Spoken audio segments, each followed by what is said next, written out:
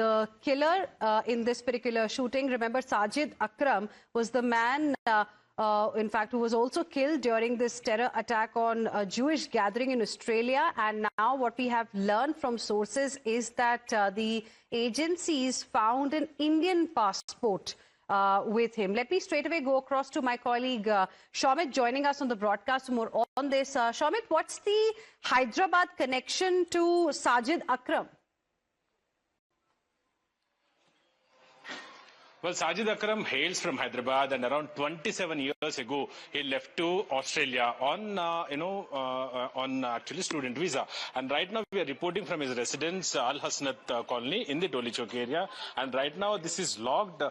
And what we are given to understand is that because even police have confirmed that, Sajid Akram was involved in the mass shooting happened in the, during a public Hanukkah meeting celebrations, and around, 15 people have died in that incident. So what we got to know is that Sajid Akram actually originally is from the Hyderabad city, and he completed his BCom degree in the Hyderabad and migrated to Australia around 27 years ago. And from 1998, he was there in Australia, and he didn't even visit. Only he visited even only once is what we got to know. And at the same time, what the information what we have been provided is that he had his relatives do stay here, and Shahid Akram is the person, his brother, who stays in this residence right now locked.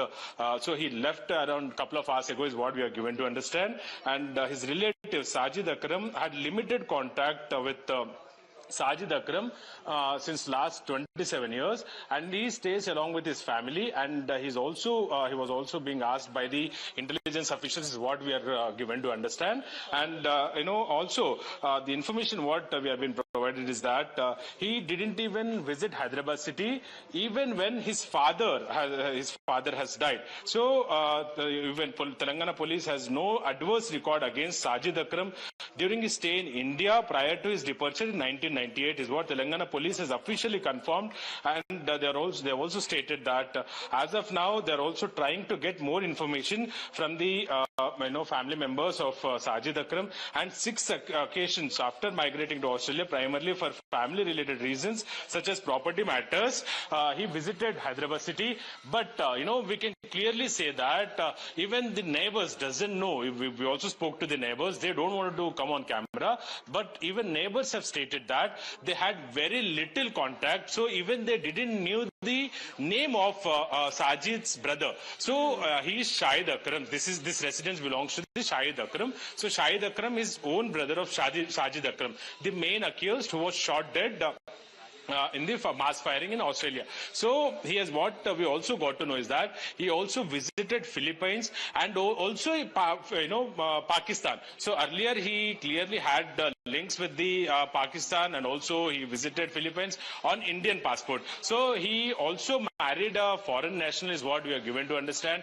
And as of now, this residence is logged, and this residence is owned by Shahid Akram is what we are given to understand. Right. So as of now, he's not here, and he will be also questioned by the intelligence sources is what we are given to understand. सबसे पहले तो मेरे ख्याल में जो India को मुंह की खानी पड़ी है पिछले 12 घंटे में जो उनके साथ हो रहा है, you will not believe it. Australia के अंदर मेरे ख्याल में हम पिछले व्लॉग्स में भी बात कर चुके हैं, but now you must know कि ऑस्ट्रेलिया के अंदर जो वाकया पेश आया था सिडनी के ऊपर, जो बड़ा ही अफसोसनाक वाकया, जहाँ पे 2 शूटर्स जो बाप बेटा थे उन्होंने वहाँ पे एक मजमे को जो है वो निशाना बनाया, और उसके अंदर 15 अफराद जो हैं वो अब तक जाँ बहक हो चुके हैं, उनकी तस्दीक हो चुकी है. जैसे ही ये वाक़या पेश आया था तो उनकी जानिब से और इजरायली अकाउंट्स की जानिब से और अफ़गानिस्तान से जुड़े अकाउंट्स की जानिब से जो है वो उसे पाकिस्तान के साथ जोड़ दिया गया. लेकिन उसके बाद ज़ाहिरी बात है, मुझे नहीं पता क्या चक्कर है, इनकी किस्मत मनहूस है, इनकी किस्मत ख़राब है कि इनको समझ नहीं आ रही कि इनके साथ हो क्या रहा है. अब जो अब तक की डिटेल सामने आई हैं उसके मुताबिक ये हमलावर जो थे इनकी शिनाख्त 50 साला साजिद अकरम और उनके 24 साला बेटे नवीद अकरम के नाम से तो हो चुकी है. इनको इन्होंने पाकिस्तान के साथ जो है वो जोड़ा हुआ था. अब डिटेल्स जो सामने आई हैं वो ये है कि जनाब ये जो शख्स है 50 साला साजिद अकरम, जो बेसिकली बाप था, वो जनाब इंडियन ओरिजिन का है.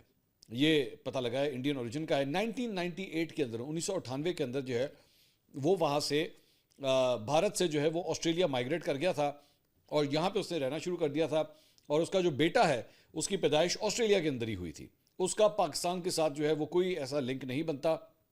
और ये जो बाप है साजिद अकरम, ये 5 दफ़ा इंडिया भी जा चुका है 1998 से लेके 2025 के दौरान।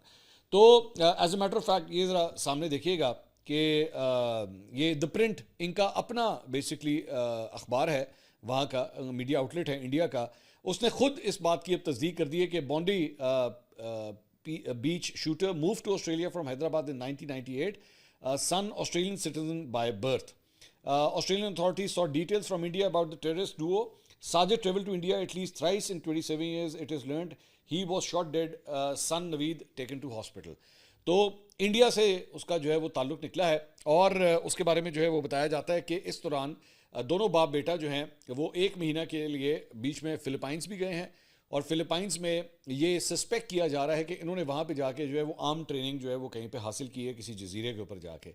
और जो बाप था वो इंडियन पासपोर्ट इस्तेमाल करते हुए गया, जबकि जो बेटा था वो ऑस्ट्रेलियन पासपोर्ट के ऊपर, क्योंकि पैदा ही ऑस्ट्रेलिया में हुआ था, तो ऑस्ट्रेलियन पासपोर्ट के ऊपर जो है उसने ट्रैवल किया। इतने मतलब ये लोग बेशरम है कि इन्होंने इनिशियली जो है वो रिपोर्ट जब किया था, टाइम्स ऑफ इंडिया ने एक्चुअली जब रिपोर्ट किया था तो इन्होंने कहा था कि जी इन दोनों ने जो है वो, इन्होंने उस वक्त टाइम्स ऑफ इंडिया ने रिपोर्ट किया था कि दोनों ने जो है वो इंडियन पासपोर्ट पे रिपोर्ट किया है, लेकिन आगे इन्होंने लिखा कि नहीं, इनका ताल्लुक अलबत्ता पाकिस्तान से। मतलब आप जरा अंदाज़ा करें ये कितने जाहिल हैं कि पाकिस्तान से लिंक जोड़ने की खातिर जो है कहते हैं इंडियंस, इंडियन पासपोर्ट पे ट्रैवल कर रहे हैं, लेकिन है ये पाकिस्तानी। कैन यू, मतलब इंडिया और पाकिस्तान में तो वैसे भी ड्यूल सिटीजनशिप नहीं हो सकती, ठीक है। तो आपने किस तरह बैठ के जो है वो ये तस्वुर कर लिया कि जनाब उसका ताल्लुक जो है वो पाकिस्तान से है। So this is what I mean, इनकी मीडिया की क्रेडिबिलिटी, मैंने तो डे 1 से आपको कहा था कि इनकी मीडिया की क्रेडिबिलिटी का जो है वो बेड़ा करके, लेकिन अफसोस की बात, जो मुझे ज़्यादा अफसोस है, चलें वो तो दुश्मन है ना, उनसे हम यही एक्सपेक्ट करते हैं, वो हमारी पीठ पे छुरा घूमते रहेंगे, वो हर मुमकिन कोशिश करेंगे कि हमें जो है वो बदनाम किया जाए। ऑब्वियसली मैं उनसे कोई खैर की उम्मीद मैं रखता भी नहीं हूँ।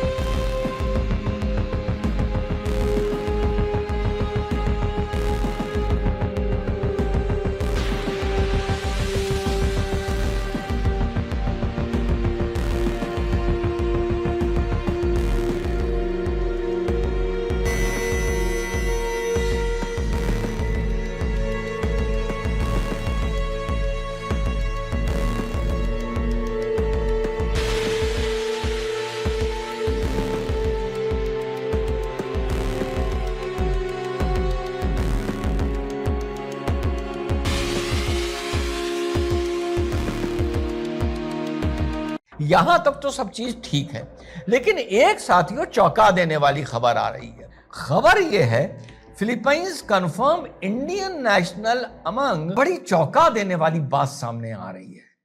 चौंका देने वाली बात यह सामने आ रही है कि इन दोनों हरामजादों ने, बाप बेटे ने, ये साजिद अकरम ने और नवीद अकरम ने, साजिद 50 वर्षीय, नवीद उसका बेटा 24 वर्षीय, जो 2001 में ऑस्ट्रेलिया में ये हरामजादा पैदा हुआ था, ये लोग फिलीपींस जाते हैं। कब जाते हैं? नवंबर 1 को ये ट्रैवल करते हैं फिलीपींस और 28 नवंबर को वहां से लौटते हैं। वहां कहां जाते हैं? सदर्न फिलीपींस में ये मिंडानाओ करके एक रीजन है जिसका कैपिटल है डवाओ, DAVAO। वहां पे ये ट्रैवल करते हैं। एक ये चीज सामने आ रही है कि आईसिस को का समर्थक एक बड़ा कट्टर मौलाना विसाम हदाद करके, जो ऑस्ट्रेलिया में है, ये उसके चेले, उसके चिंटू हुआ करते थे। उसके बहुत इससे ये इनकी मुलाकातें भी सामने आ रही हैं और वो जब तकरीर करता था ये भी आ रहा है कि वो ये वहां पर 1-2 बार मौजूद पाए गए हैं। तो खैर फिलीपींस चलते हैं। नवंबर 1 को ये वहां जाते हैं, 28 तक रहते हैं। क्यों रहते हैं? खबर ये आ रही है वहां पर ये मिलिट्री ट्रेनिंग लेते हैं। मिलिट्री ट्रेनिंग किससे लेते हैं? इतना बता दूं कि फिलीपींस का ये जो रीजन है मिंडानाओ करके, ये एक जमाने में इस्लामिक कट्टरवाद का बहुत बड़ा गढ़ रहा है। इतना बड़ा गढ़ रहा है कि इस रीजन का एक शहर इस्लामिक कट्टरवादियों ने घेर लिया था। फिलीपींस आर्मी को लगना पड़ा था और 1 साल लड़ाई चली थी जिसमें 1500 से 1800 लोगों की मारे जाने की खबर थी। ज्यादा पुरानी बात नहीं बता रहा हूं, मात्र 8 साल पुरानी बात बता रहा हूं। तो वहां के कुछ आइलैंड्स में अभी भी ये जो टेरर ऑर्गेनाइजेशन है IS से ये जुड़ी हुई है, ये वहां पर एक्टिव। तो खबर ये गए थे ही तो पक्का है। और वहां पे इन्होंने 27 दिन ट्रेनिंग ली और फिर डवाऊ, जो मिंडानाओ रीजन का जो कैपिटल है, वहां की ये फ्लाइट लेते हुए फिर मैनिला जाते हैं, जो फिलीपींस का कैपिटल है, और फिर मैनिला से ये वापस सिडनी लौट जाते हैं। यहां तक तो सब चीज ठीक है, लेकिन एक साथियों चौंका देने वाली खबर आ रही है। चौंका देने वाली खबर आ रही है फिलीपींस ब्यूरो ऑफ इमिग्रेशन के हवाले से। खबर यह है Philippines confirm Indian national among Bondi gunman who allegedly visited country. A spokesperson said that Sajid Akram 50, an Indian national and Australian resident, traveled on an Indian passport while his son Naveed Akram 24, an Australian national, used an Australian passport. यानी बेटे के पास Australian passport था, बाप resident of Australia था, लेकिन यार आ रहा है उसके पास इंडियन पासपोर्ट था। और बड़ी कंफर्म खबर है, the Philippines bureau of immigration said on Tuesday that 2 alleged gunmen behind the mass shooting at Sydney Beach traveled to the Philippines on November 1 aboard Philippines Airlines flight PR212 from Sydney to Manila and onward to Davao. Davao क्या है? जो Mindanao का जो capital है। A spokesperson for the bureau said that Sajid Akram, an Indian national and Australian resident. ये खबर आ रही है साथियों। फिर दूसरे हवाले से खबर आ रही है, Philippines immigration authorities have said that the father of the father's son duo accused of killing 15 people at the Sydney Beach traveled to country last month on an Indian passport. Sajid Akram 50 and Naveed 24 arrived on November 1 from Sydney and left on November 28. ये खबर आ रही है साथियों। This is really very surprising. Sajid and Naveed Akram arrived on November 1. The reports from BBC note that while the father had an Indian passport, the son used an Australian passport, attributing this information to a spokesperson Dana, जो वहाँ के bureau of immigration का spokes person है। ये खबर साथियों अगर शाम तक कंफर्म होती है, अभी द फिंगर्स आर क्रॉस्ड, लेकिन मैं बड़ी जिम्मेदारी से बता रहा हूं, बहुत जगह यह खबर साथियों अब चलनी शुरू हो गई है, तो एक नया ही एंगल इस पूरी वारदात को आ जाएगा साथ। और जैसा मैंने कल आप लोगों को बताया था, 2019 में नवीद का इंटरोगेशन होता है। इंटरोगेशन के किस लिए होता है? कि आईसिस लिंक्स के लिए होता है।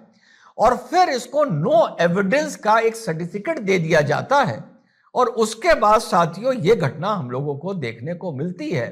इसीलिए जब पुलिस कभी कभी शक की बिना पर ऐसे मामलों में किसी को उठाती है और लोग वहां पर तुष्टीकरण के चलते, भले इंडिया हो या ऑस्ट्रेलिया हो, दबाव बनाते हैं, मीडिया दबाव बनाता है, टूलकिट दबाव बनाता है, तो शायद ऐसी हरकतें देखने को मिलती हैं। और साथ साथ आप ये देखिए, चाहे फरीदाबाद के डॉक्टर्स की घटना हो, चाहे ये घटना हो, यानी ये घटनाएं ऐसी नहीं हैं कि आपने कुछ देखा, आप विचलित हुए और आपने कोई हादसे को अंजाम दे दी। ये घटनाएं बिल्कुल नॉर्मल लोग कर रहे हैं और बहुत ही संयोजित तरीके से कर रहे हैं, सोच समझ के कर रहे हैं, जिसको लॉ में एक इंपल्स का एक मोमेंट माना जाता है या हीट ऑफ द मोमेंट को माना जाता है, या आदमी ने गुस्से में कोई प्रोवोकेशन में एकदम से कोई काम कर दिया।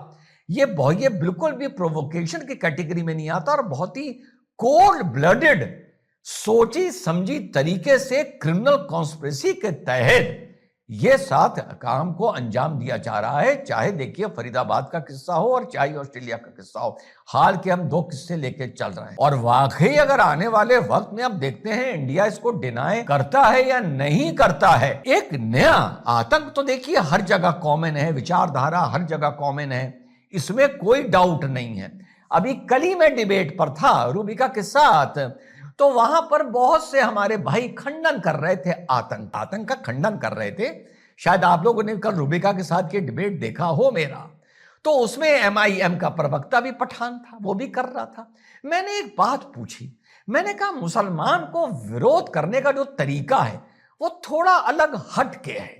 सड़कों पर निकलता है, भीड़ें निकलती हैं, आमतौर पे जुमे का दिन होता है, पुलिस रोकता है तो पत्थर चलते हैं, शाहीन बाग पर महीनों बैठा भी रहता है, वफ को लेकर जुमे की नमाज हाथ पे काली पट्टियां बांध बांध के करता है, चाहे CA हो कितना विरोध करता है, NRC का कितना विरोध करता है, शाहबानों को पैसा ना मिले उसके लिए कितना विरोध करता है, सायरा बानों को लेकर कितना विरोध करता है, रोहिंग्याओं को लेकर कितना विरोध करता है, जवान ज्योति तोड़ देता है। लेकिन ये आतंक में जो जुबान खर्च सिर्फ डिबेट में बैठकर करता है, वो भी लेकिन किंतु परंतु के साथ, वहां पर यार वो गर्मी नजर नहीं आती, वो हरारत तक नजर नहीं आती। बुखार तो कोई बड़ी दूर की चीज है, साफ पता लगता है कि डिबेट में बैठकर अलतकिया किया जा रहा है, बेवकूफ बनाया जा रहा है, और कुछ लोग बन भी जाते हैं, क्योंकि जहां पर मुसलमान का विरोध होता है माशाल्लाह वो इतना जबरदस्त होता है, लेकिन आतंक के लिए कभी ऐसा विरोध देखने को नहीं मिला। अरे देखना तो छोड़ो, आसपास नहीं मिला। बाकी विरोध अगर 100 मिले तो आतंक के खिलाफ 20 नहीं मिला, 1, 1.5, 2 मिला, वो भी डिबेट्स में। समझ में नहीं आता ये अंदर का इलू कितना मजबूत। ऑस्ट्रेलिया में जो हमलावर है वो इंडियन साबित हो गया है और बाकायदा उसके पास इंडियन पासपोर्ट भी था और उस पासपोर्ट को इस्तेमाल करता था। इस पासपोर्ट को कहां कहां उसने इस्तेमाल किया, क्या किया। साजिद अकरम जो मेन मुजरिम था, जिसको कत्ल कर दिया गया था, जो मारा गया था इस सारे सिनेरियो के अंदर, उसके बारे में ये पता चला है कि वो इंडिया के इलाके हैदराबाद का रहने वाला है, हैदराबाद शहर का रहने वाला है, और उसकी बीवी इटालियन है, साबित हो गया। और उसके बाद जो उसका बेटा नवीद अकरम है वो ऑस्ट्रेलियन है, लेकिन जो साजिद अकरम है ये इंडियन है, इसके पास इंडियन पासपोर्ट था और इस पासपोर्ट पे दोनों बाप बेटा ने नवंबर के शुरू में, बल्कि एग्जैक्ट डेट जो 1 नवंबर है और उससे लेकर 28 नवंबर तक फिलिपाइन का दौरा किया था। ये वहां पे क्या करता रहा अभी तक बहुत बड़ी मिस्ट्री है। ऑस्ट्रेलियन सीक्रेट एजेंसीज ने फिलिपाइन से राब्ता कर लिया, साथ इंडिया से राब्ता कर लिया। इंडिया में जिस गांव का रहने वाला है, जिस खानदान का रहने वाला है हैदराबाद में, वहां से लोगों के इंटरव्यूज भी हुए हैं और उन्होंने बताया कि ये आज से 27 से 28 साल पहले चला गया था यहाँ से, और उसके बाद बड़ा कम इसका इस फैमिली के साथ ताल्लुक रहा है। जो बाकी फैमिली है 1-2 मरतबा ये आया और सिर्फ प्रॉपर्टी बेचने के लिए आया, लेकिन ये दौरा बहरहाल इंडिया का करता रहा क्योंकि इसके पास पासपोर्ट इंडियन था, इसको ऑस्ट्रेलियन पासपोर्ट मिला ही नहीं था। और उसकी बुनियादी वजह यह है कि इंडिया एक ऐसा मुल्क है दुनिया के उन चंद मुल्कों के अंदर है जिसके अंदर ड्यूल नेशनलिटी नहीं हो सकती।